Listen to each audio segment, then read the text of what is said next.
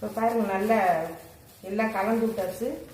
கலந்து விட்டு இப்போ நாங்கள் மாடியில் கொண்டே கொஞ்சம் வெயிலில் வைக்கலாம். அது எல்லாம் கொஞ்சம் நல்லா வதங்கிடும். இந்த தண்ணியெல்லாம் அதுவே எடுத்துக்கிறோம். இந்த தண்ணி இருக்கு பார்த்தீங்களா, இந்த தண்ணியெல்லாம் அதுவே உறிஞ்சி எடுக்கிற வரைக்கும் நம்ம வந்து காய வைக்கணும்.